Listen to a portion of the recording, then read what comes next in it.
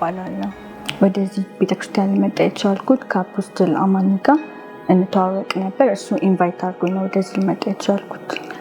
ከዚህ በፊት የነበረኝ የክርስትና ህይወት ጠንካራ አልነበረም። ማለትም ስትሮንግ የሆነ የክርስትና ህይወት አልነበረኝም። ወደዚህ ቸርች ኢንቫይት አድርጎኝ ከመጣሁ በኋላ አፖስትል አማኒ ጥሩ የክርስትና ህይወት ሊኖረኝ ችሏል። ማለትም በመንፈሳዊ ህይወቴ የጠነከርኩ መጥቻለሁ።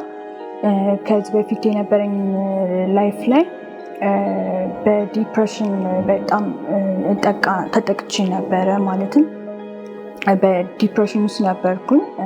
ይህ ደግሞ ማንም አያውቅም፣ ፋሚሊ፣ ቤተሰብም፣ ጓደኞቼም ማንም ሰው ይህን አያውቅም ነበረ። እኔና ጌታ ብቻ ነበር የምናውቀው እና ወደዚህ ጸሎት ወደዚህ ቸርች ጆይን ካረኩ በኋላ ለረጅም ኦልሞስት ለ1 ዓመት የሚሰቃይበት የነበረው የዲፕሬሽን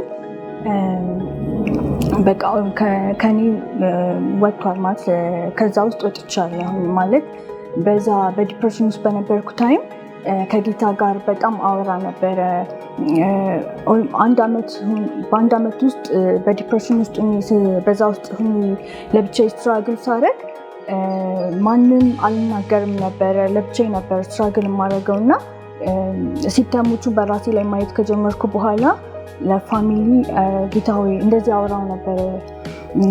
መናገር አልችልም፣ ቤተሰቦቼ በጌታ ስላልሆኑ ብናገር ዞሮ በቃ በራሳቸው መንገድ ነው ሊተረጉሙብኝ የሚችሉት እና ከኔ ሳይድ ስለማይሆኑ አንተ ነህ ከዚህ ውስጥ ልታወጣኝ የምችለው እያልኩኝ በጣም ከጌታ ጋር ከራከር ነበረ እና እዚህ ያለን የሰኞና ሐሙስ ጸሎት የመንፈስ ቅዱስ መሙላት በዛ ውስጥ በቃ ከውስጤ ያ በዲፕሬሽን ውስጥ በጣም ተሰቃይበት የነበረው ነገር እየወጣ ያገኘሁት የነበረው ማለት ነው። እና የሚገርም ከሰዎች ጋር አብሬ ሲሆን ምናምን ቺል አፕ አደርጋለሁ ምናምን፣ ሰዎች አይጠረጥሩም። ግን ለብቻዬ ነበር ስትራግል የማደርግ የነበረው።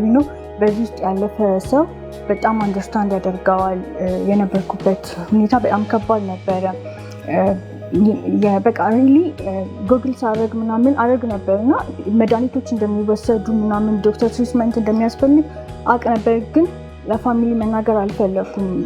በጌታ ስላልሆኑ አጌንስት ነው ከኔ ሊሆኑ የሚችሉት። ያኔ በቃ ከጌታ ጋር ነበር የማወራው።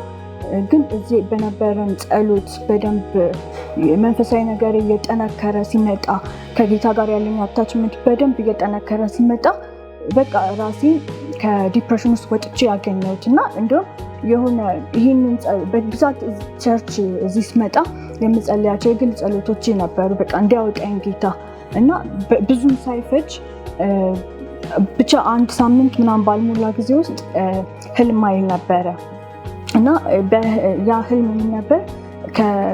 እግዚአብሔር ያንን በጣም መሰቃይበት የነበረውን ዲፕሬሽን ከውስጤ ሲወጣ አየሁት በህልም ማለት ነው። ከዛን ልክ ከእንቅልፌ ሲነቃ የዳጊን እስኪ ላመስግን የሚለውን መዝሙር እየዘመርኩ ነበር ከእንቅልፌ ነቃሁት ማለት ነው። እና ይህ ሁሉ ግን የሆነው በስሩ ታይም በደንብ ከጌታ ጋር ያለኝ አታችመንት በደንብ እያጠነከረ፣ እውነት ለመናገር ከዚህ ቸርች ጆይን ከማድረጌ በፊት በግል የነበረኝ የራሴ ክርክር ነው እንጂ ጌታን የምር ከጌታ ጋር አታችመንት አልነበረኝም።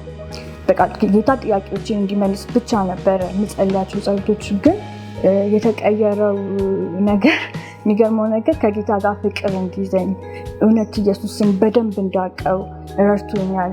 በደንብ በቃ እዚህ ያለን ጸሎት በደንብ ረድቶኛል እና በአገልግሎትም በደንብ በቃ እና ፋይናሊ ወደ አገልግሎት እግዚአብሔር ረድቶኝ መጥቻለሁ። ከዛ በፊት ግን ቀድሞ እንደተናገርኩት በደንብ ጌታ ኬት እንዳነሳኝ አውቃለሁ። በደንብ ከጌታ ጋር የጠበቀ ሪሌሽንሺፕ አልነበረኝም። ዓለም ትንሽ ታታለኝ ነበር። ግን ያ ሁሉ አልፎ አሁን ከጌታ ጋር ፍቅር ይዞኝ የምር ክርስትና ላይፌ በደንብ ከጌታ ጋር አታችመንት ኖሮኝ ጌታን እንዳይ ራሱን መፈለግ እንዲሆንልኝ ሳላስበው የስፒሪቹዋል ላይፌ ተቀይሮ ራሴ እስክገረም ድረስ ሆኗል ማለት ነው። እና በአፖስትል አማኒ በጣም ከመናገር ከሚከብደኝ በላይ ነገር ማለት ሰፖርት አድርጎኛል። በስፒሪቹዋሊ ካውንስሊንግ በማድረግ በጣም ሰፖርት አድርጎኛል። እግዚአብሔር የተባረከ ይሁን። ይሄ በጣም ከባድ ነው። እግዚአብሔርን በጣም ነው የማመሰግነው። ከአንደበት ከቃላት በላይ ነው ጌታ። ለሰው የማይቻል ለእግዚአብሔር ሁሉ ይቻላል እና እግዚአብሔር ለእኔ ከበደኝ ያልኩትን ነገር ከምንም በላይ ሁሉም ነገር ኖሮኝ ሁሉም ነገር ይቀራል። ነገር ግን በመንፈሳዊ እሱም ራሱን ስለገለጠልኝ አምላክነቱን ስላሳየኝ ጌትነቱን እንዳቅ ስለረዳኝ የሚገባኝ ሆኖ ሳይሆን ፍቅሩን በእኔ ላይ ስለገለጠ ዳግም እድልን ስለሰጠኝ ጌታን አመሰግናለሁ። እንዳገለግለው እድልን ስለሰጠኝ ጌታን ማገልገል እድል ነው።